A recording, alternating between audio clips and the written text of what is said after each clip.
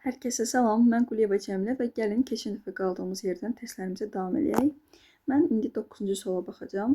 Bərabər sürətlə hərəkət edən cismin sürətinin zamandan asılı qrafik verilmişdir. Cismin 20 saniyədə getdiyi yolu hesablayın. Ümumiyyətlə biz qrafik əsasən məsələni həll etmək istəyiriksə, əvvəlcə bizə verilən qrafikin mahiyyətini anlamalıyıq.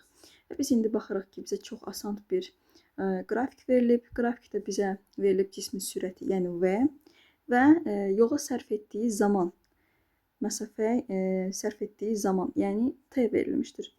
Görürük ki, cismin sürəti 40 metr bölünsün saniyə olanda, bu zaman cisim sərf etdiyi yola 20, daha doğrusu qət etdiyi yola 20 saniyə zaman sərf edib. Yəni cisim 40 metr bölünsün saniyə sürətə malik olub. Və görürük ki, burada 40 metr bölünsün saniyə sürətdə olan necə olub? Konstant olub.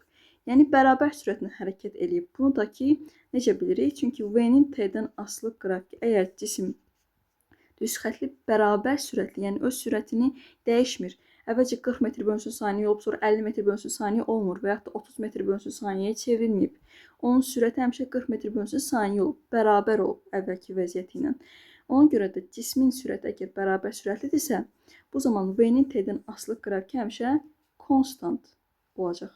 V-dən keçən düz xətt. T oxuna paralel olan düz xətt olacaq.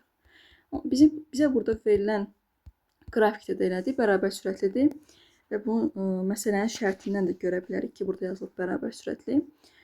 Və görürük ki, düz xəttli bərabər sürətli hərəkətdə bizdən nə soruşulur? 20 saniyədə getdiyi yol soruşulur. Düz xəttli bərabər sürətli hərəkətdə isə V-nin düsturu S bölünsün T-dir. Bizdə V var qrafikdə. T-nin də qiyməti var. Nə yoxdur? S yoxdur. S-i tapmaq üçün isə V-ni T-yə vurarıq. V-ni T-yə vurarıq. Çünki S V ilə T-nin hasilinə bərabərdir. V nədir? 40 metr bölünsün saniyədir. T nədir? 20 saniyədir. Buranda da eləyir 800 metr. Nə üçün metr? Çünki V-ni də 40 metr bölünsün saniyə verilmişdir.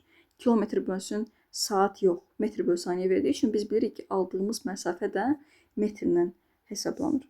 800 metr. Biz görürük ki, cavablarda hamısı kilometrləndir.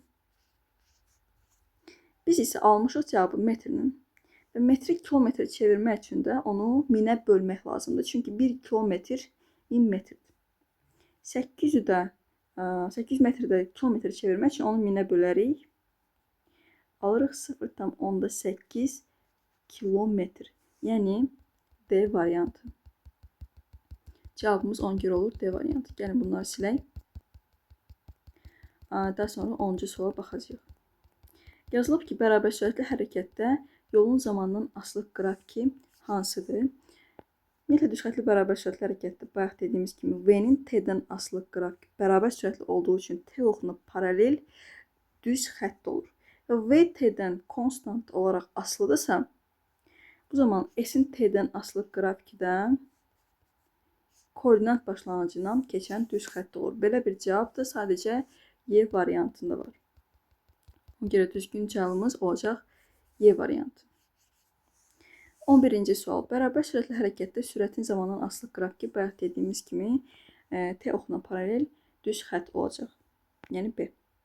12-ci sual. 2400 saniyə neçə dəqiqədir? 1 dəqiqəmiz 60 saniyədir. Bizdən isə 2400 saniyə soruşulur. 2400 saniyə soruşulursa, deməli 2400-ü bölürəm 60-a, alıram 40 dəqiqə. 40 dəqiqə hansı variantdadır? C variantında. Ona görə 12-ci sualımızda cavab olacaq C variantı. 13-cü sual.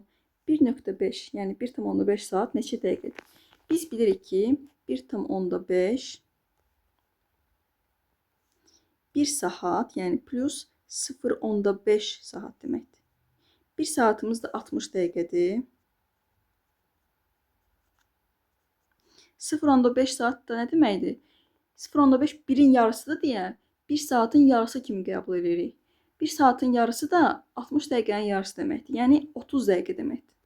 Üstünə gəlirik 30 dəqiqəni. 60 dəqiqə plus 30 dəqiqə cavabımız da olur ona görə 90 dəqiqə.